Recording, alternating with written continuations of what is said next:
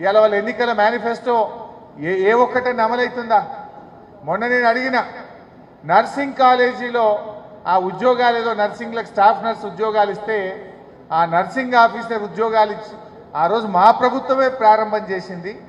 Exam మేమే పెట్టినాము, result మేమే ఇచ్చినాము, సర్టిఫికేట్ వెరిఫికేషన్ కూడా మేమే చేసినాము. మీరు కేవలం ఆర్డర్ కాపీ మాత్రమే మీరు ఇచ్చిండ్రు, సంతోషం. మరి మీరు గ్రూప్ 1 ఉద్యోగాల నోటిఫికేషన్ను ఫిబ్రవరి 1వ తారీఖు ఇస్తామని చెప్పి ఎన్నికల ముందు చెప్పినారు.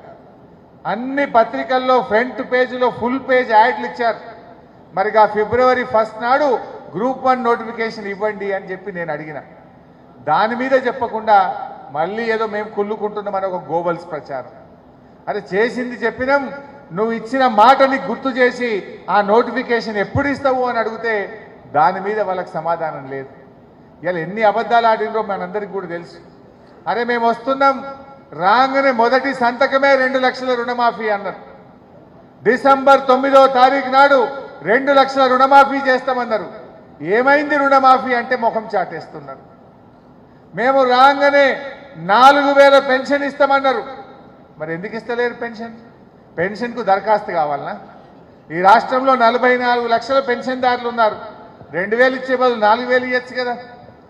జోకేందంటే పోయిన నెల పెన్షన్, జనవరి నెల పెన్షన్ ఇవి నిన్న పడుతుంది, ఫిబ్రవరిలో ఇస్తున్నారు.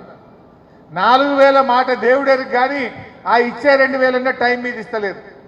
జనవరి నెల పెన్షన్ ఇప్పుడే నేను తెలుసుకున్న మా సర్పంచ్ని అడిగితే నిన్న ఇవాళ ఫిబ్రవరిలో ఇస్తున్నారు. అంటే పెన్షన్ కూడా వృద్ధులకు, వితంతువులకు, వికలాంగులకు ఇచ్చే పెన్షన్ కూడా మీరు సకాలంలో ఇవ్వలేనటువంటి పరిస్థితి ఇవాళ మీ కాంగ్రెస్ పార్టీ. మీకు నిజంగా ప్రజల మీద ప్రేమ ఉంటే మీరేమన్నారు? డిసెంబర్లో 4000 పెన్షన్ ఇస్తామన్నారు. వెంటనే ఆ 4000 పెన్షన్ను ఇస్తేనే పార్లమెంట్ ఎన్నికల్లో మీరు ఓటు అడగాలి. దయచేసి కార్యకర్తలు పెన్షన్దారుల దగ్గర పోయి మనం చెప్పాలి. 200 ఉన్న పెన్షన్ను 10 అంతలు పెంచి 2000 చేస్తామంటే మన కేసీఆర్ చేసిండు. మీరు డిసెంబర్లో 4000 ఇస్తామని మాట తప్పింది. పార్లమెంట్ ఎన్నికల ముందు 4000 పెన్షన్ ఇవ్వకపోతే మనం కాంగ్రెస్ పార్టీకి తగిన గుణపాఠం చెప్పాలని చెప్పి మీ గ్రామాల్లో, మీ వార్డుల్లో ఉండేటువంటి పెన్షన్దారులను అందరినీ కూడా మీరు ఎడ్యుకేట్ చేయాల్సిన అవసరం ఉంది. రైతు బంధు, అరే ఇప్పుడు వస్తే 10,000, మేము వస్తే 15,000 అంటుంది. ఏమైనా 15,000 దిక్కులేదు, 10,000 దిక్కులేదు. ఈ విషయాన్ని రైతుల్ని మనం చైతన్యపరచాలి. వీళ్ళు మాట తప్పిండ్రు, రుణమాఫీ విషయంలో మాట తప్పిండ్రు, రైతు బంధు విషయంలో మాట తప్పిండ్రు. మళ్ళా మోటార్లు కాలుతున్నాయి, ట్రాన్స్ఫార్మర్లు కాలుడు శురువైందా లేదా? నిన్నయాలు ఊర్లకు పోతే చెప్తున్నారు, అన్న మోటార్లు కాలుతున్నాయి, అన్న మళ్ళీ కాంగ్రెస్ వచ్చింది ట్రాన్స్ఫార్మర్లు కాలుతున్నాయి అంటున్నారు. 24 గంటల కరెంట్ అన్నారు. సాయంత్రం 5:30కు పోతే ఒక్కొక్క రోజు తెల్లారి వస్తుంది, ఒక్కొక్క నాడు రాత్రి 11 గంటలకు వస్తుంది.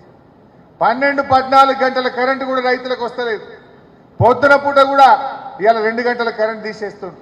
పొద్దున 6కి పోతుంది, 8-9 దాకా కూడా పొద్దున పూట రైతులకు కరెంట్ ఉండలేదు. అంటే ఇలా కరెంటు విషయంలో మోసం, రైతు బంధు విషయంలో మోసం, రైతు రుణమాఫీ విషయంలో మోసం, ఇలా రైతులకు బోనస్ విషయంలో మోసం. ఏం చెప్పింది ఆ రోజు? మేము రాగానే వడ్లకు బోనస్ ఇస్తాం, మీరు వడ్లు అమ్ముకోవద్దు అన్నారు. మరి వాళ్ళు వచ్చిండ్రు, బోనస్ మాత్రం రాలేదు. పోనీ యాసంగి పంట కన్నా బోనస్ మీద తక్షణమే నిర్ణయం తీసుకోవాలని చెప్పి కూడా నేను రైతుల పక్షాన ఈరోజు కాంగ్రెస్ పార్టీని డిమాండ్ చేస్తా ఉన్నా. అంటే ఈ రకంగా ఈ విషయాలన్నీ కూడా మీకు తెలుసు. ఆ 420 హామీల పేపర్లు మీ దగ్గర ఉన్నాయి. దయచేసి గ్రామాల్లో చర్చ పెట్టండి, తండాల్లోకి వెళ్ళి చర్చ పెట్టండి, దళిత వాడల్లో చర్చ పెట్టండి. ఇవాళ దళిత బంధు ఏమైంది? మన ప్రభుత్వం ఇచ్చిన డబ్బులను కూడా బ్యాంకులకు చెప్పి ఫ్రీజ్ చేసినారు. దళిత బంధు డబ్బులు వాడుకోకుండా అకౌంట్లు ఫ్రీజ్ చేసినారు. కలెక్టర్ల దగ్గర ఉన్న డబ్బులు కూడా శాంక్షన్ అయిన వాళ్ళకి ఇవ్వకుండా ఇవాళ అన్యాయం చేస్తూ ఉన్నారు. అంటే దళిత బంధులో విషయంలో ఇవాళ దళితులకు మోసం. అంటే ఇలా అన్ని విషయాలు కూడా ప్రజలకు కొద్దిగా అర్థం అవడం స్టార్ట్ అయింది.